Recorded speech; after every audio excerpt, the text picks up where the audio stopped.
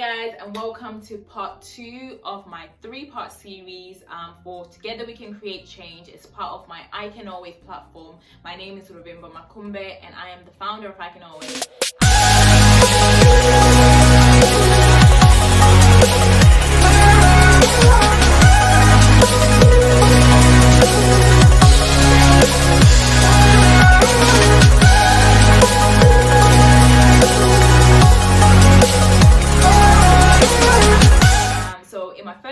If you haven't yet, do go and watch it, do go catch up. I just shared my university experience and some of the things that I went through during that period and how I picked myself back up and how I had to work in a certain area to really make sure that I was in a good position for my future. So this series I'm really going to be talking about, I'm going to be dipping into my university experience and also how that fed into my career progression and just my career journey up to where I am today. So within university, I really wasn't the brightest. I was getting some of the lowest grades, and as I mentioned in my last video, I literally failed my first term of first year. How? Child, how? Make it make sense. During the time when I was at uni, it really was touch and go. Like, I had good days, I had bad days. Mentally, like, you know, I was really struggling, and so I had to just do what I can. But one thing that I am really happy I was able to do is I was constantly pestering the Change Maker Hub. Listen, we had the Change Maker Hub. I would go, here's my CV, what do you think, what do you need me to do, okay, I've got this interview, I need you to help me, you know, because they get paid to do that. And I honestly would speak to anybody who would listen, because I really wanted to make sure that I was setting a good foundation for my future. I'd made so many mistakes in the past and I wasn't going to let that define me. So I made sure that I put myself in a place where I've got experience. I was going for internships, I was working for free, I was slaving it out, and I was also just networking with people whilst I was at these internships, connecting with them on Instagram, connecting with them on Facebook and on LinkedIn. I made sure that my LinkedIn was in a good place. It wasn't great at the time, but I actually was making progress with it. And so I really had to make sure that if my education wasn't that great, I was getting the lowest grades. I had this tutor who would look at me sideways like, are you gonna make it? I was like, I don't know, but I'm gonna try. I'm gonna do my best to make sure I make it the best way that I can. I'm at uni, I'm doing all these internships. I think by the time I finished, I had done at least 11 internships. I counted 11, where I would maybe do a day, do a week, do a weekend. Doesn't matter. It really doesn't matter. It's an experience. You were there, you provided your services, you didn't get paid, so your payment is you better put that on your CV. You've got experience. So I had experience. I really had to just focus. One thing that I really wanted to do was to be able to say that I had gone or been selected for Graduate Fashion Week. So that happened. I was selected for Graduate Fashion Week and I showcased my collection there. My collection was basically inspired by my heritage. You know, one of my biggest role models is my mom. Just kind of seeing what she's been through, or just kind of seeing how strong she is, really inspired me to do a collection about strength, bravery, and if anything, it was motivating me to be strong and be brave. So I did this collection. It's expensive to do this, so I had to look for cost-effective ways. My university was basically the leather hub, so I used the free leather that they gave and I made a collection out of it. Listen, some things we honestly make it so difficult for ourselves. I was like, no, can't afford it, mate. I'm gonna use the leather that you're providing for free. I used the facilities, I used the laser cutter at this university, I used the foiling system at this university, the printing system. I didn't even study print, I didn't even study leather, I didn't study shoe print, I didn't study jewelry, but I used the facilities because I was paying money. 9,000 a year is not child's play. Okay. But I also utilized the free services, going to the library, having half an hour with someone to talk me through how to present myself in an interview. There are free agencies out there who, if you're applying a job through their agencies, they can help you understand how to prepare for an interview. I started milking everything that was free to me. And then I started applying for jobs in December, not necessarily because I wanted to get a job by then. So of course, we start our semester in September and then we graduate in July. So in December, I started applying for a job that I was going to start working in July onwards. But I had heard people saying to me, it took me 6 months to land my job. I was like, that can never be me. No way. So I made sure that I was applying, and the reason why I did this was because I had to put in practice of applying for jobs. So I made sure that every time I was applying for a role, I was really understanding what is the matrix, how, what is it that I need to prepare, what do I need to do, watching videos on preparing a cover letter, making sure my CV was on point. I kid you not, by the time I finished, my CV was ding ding. I had a picture and everything. It had colors. It was all like, my CV was on point. So by the time I finished uni, I honestly was in a great place to just say, you know what, I am just going to finish this course, making sure that I have a good foundation for myself. And of course, at this time, I really was thinking to myself, oh, if I spend longer hours in uni, for example, I was working on Saturdays and Sundays. I would sign up so that the university would be open and I would go and work on my collection during that time, as if it was going to make a difference to my grade. I still graduated with a 2.2. So I had to kind of not be discouraged by that grade. I had to know that, okay, I have experience. I really kind of know how to communicate. So what can I go into? During that time, I had a great tutor who was so supportive. And whenever I would have conversations with her, she would tell me that she got a 2.22 as she got a 2.22. Now she got a 2.2 as well. And then I also had a friend at the time who he'd gotten a 2.2 and she'd gone to do her masters, and she is super smart. Like, she was getting A's throughout her university journey and still got a 2.2. So that made me feel better about that grade and realize and recognize that it didn't define me. So now I had to figure out, what am I going to do next? I remember being in a space where I was a little bit discouraged because I was going for interviews. I wasn't really hearing anything. I'd applied for some of the big fashion houses, but something in my heart was just telling me that I wasn't supposed to go towards fashion. But of course, that's what I've studied. I have to make it work. But then an opportunity came across where my tutor sent something over to me and another girl, and it was like a marketing intern role. Now,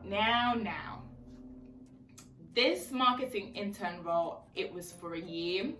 The salary was very handsome. It was like, Hey, how you doing? but then what would I do with myself after that internship? Make it make sense.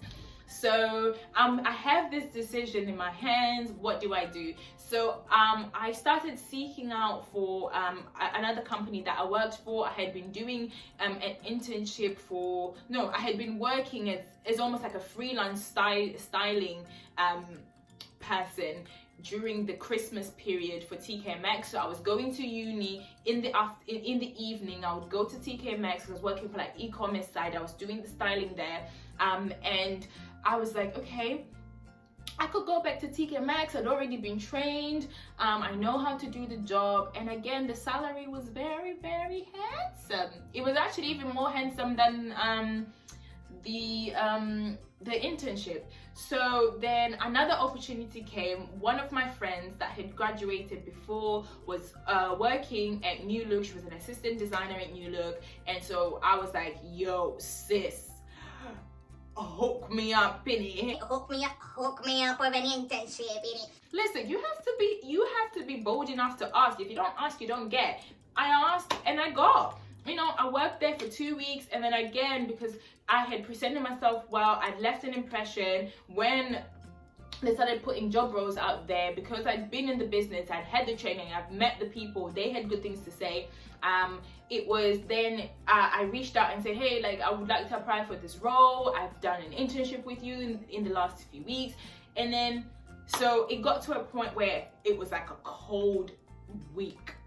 I remember going to church, I was praying, I was like, God, I know I have sinned, but please forgive me and offer me a job.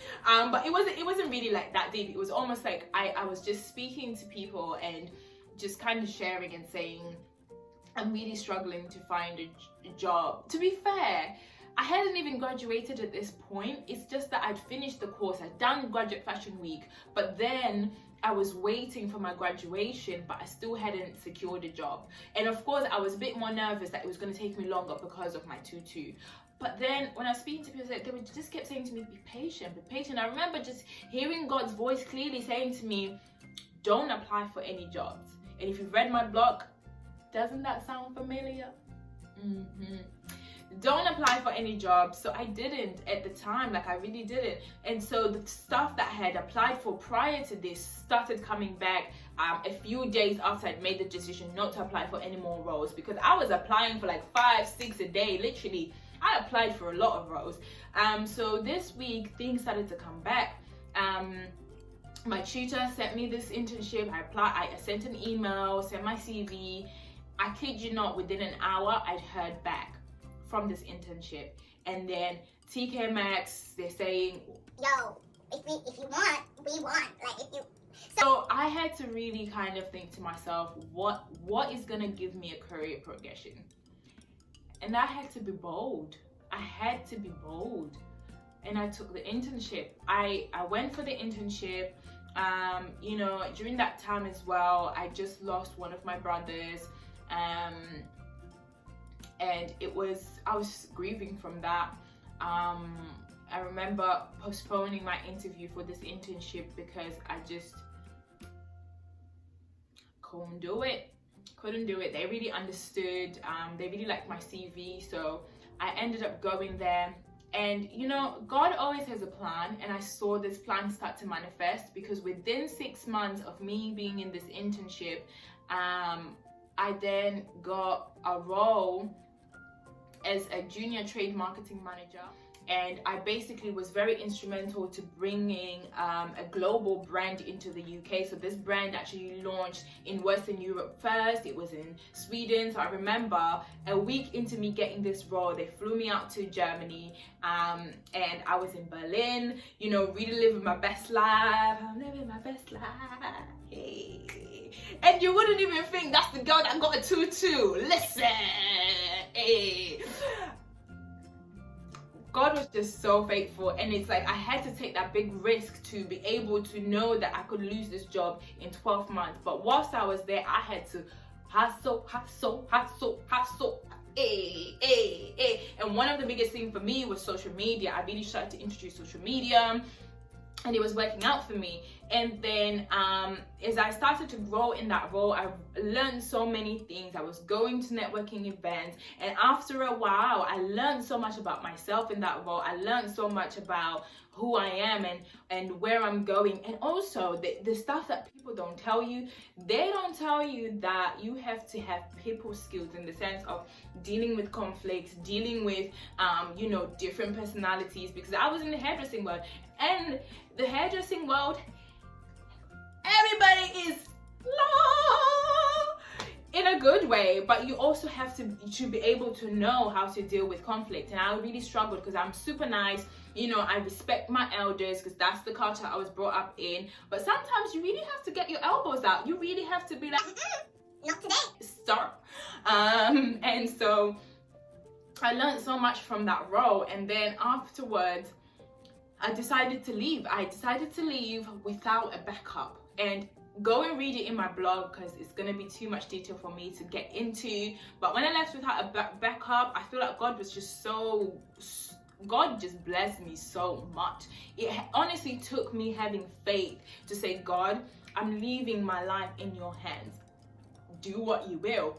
And so I ended up in the role that I'm in now, where I'm a social media marketing manager, and I look after a portfolio of 5 to 6 brands, so to speak, where I help them, because these are the core brands. But then we also have a portfolio of 12 brands. Like the whole business has 12 brands. I instrumentally work on the 5 brands, you know, building up strategy for those. But then for the other brands, I consult on them because they're licenses, and of course we have to work with the people that we partner up with. So I just consult on, you know, we could do this, we could do that. And I really was struggling for the first few weeks, months, because I felt like I was having imposter syndrome. I've never been in a position where I have to call certain shots. Of course, not call all the shots, but I'm 24 years old. I manage a department. Like, what? Of course, I don't have people that report into me. It's solely me that looks after social media within the business. You know, they want me to be responsible of the internal communications. I basically lead that. I lead certain strategy campaigns. I've been really just building that up within the business. And whoa, it's not been 2 years since I graduated. It's not. My salary, when I first started, from when your salary starts, so my salary started at like 22k when I went into my internship, and then you know, when I got the junior manager, it went up, and then when I finished my probation, it went up, and then when I got this job, It went up. Oh my gosh.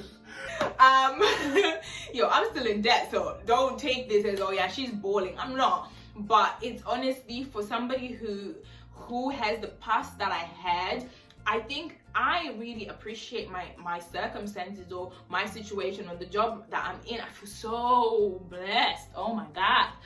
Honestly, I'm always just looking up to God, just praying and just saying, thank you, God. I would have never done it without you. Like, I would have never been able to pick myself back up from that girl that was, you know, depressed in her room at university, just thinking, what is my future going to amount to?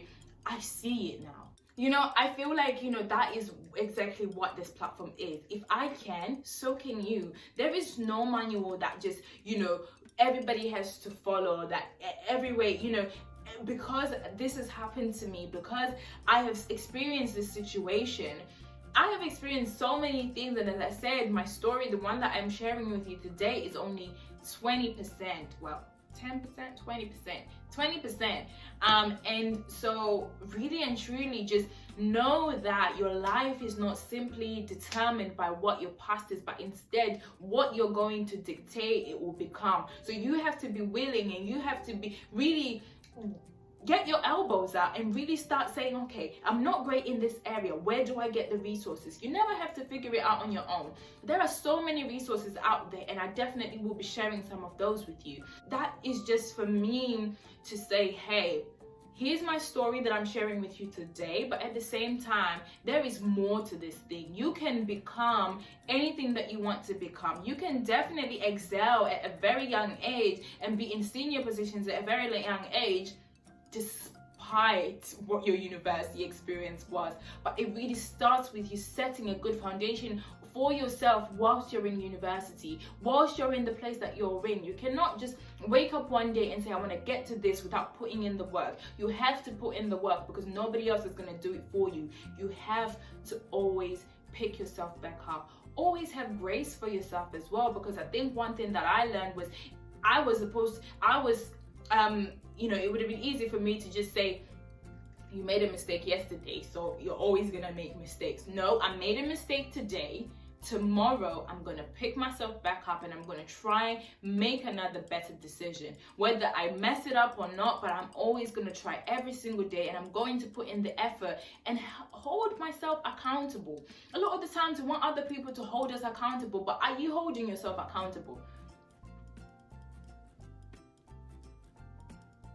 No, we don't. And you know, you don't even need to be like, yeah, but no, you don't. We don't hold ourselves accountable, because I've been there, and I know exactly that I didn't hold myself accountable for some of my actions, and I had to actually start taking extreme ownership to say, okay, Lorraine at the time, because that was my name then, I was a Lorraine, and Lorraine had to kind of hello. Yeah, so I had to really start asking myself questions at the time, like, are you in a place where you're going to actually make it, or the place that you want to be at, are you actually doing anything towards the direction of where you're going? And if you're not, you need to stop. It was something actually that somebody said recently, and it related so much to how I used to view myself. Like, if you're not doing something towards that goal, you need to stop and you need to move on. So thank you very much for watching the series, and I really hope it has blessed you. I hope it has motivated you. I hope, if anything, you were able to relate in maybe some of the things that I was talking about, or you felt inspired. So yeah, leave a comment below. Let me know what you think. Let me know what you're thinking of, what you think of the series so far. Let me know some of your struggles, some of your challenges, some of your questions. If you have questions, I love hearing from you. I love hearing and knowing what is going on out there. I never want to have this conversation on my own. I want to build a community with you guys. So thank you for watching, and I will catch you in the final series of part 3. Part 3, whatever. See you next time. Bye.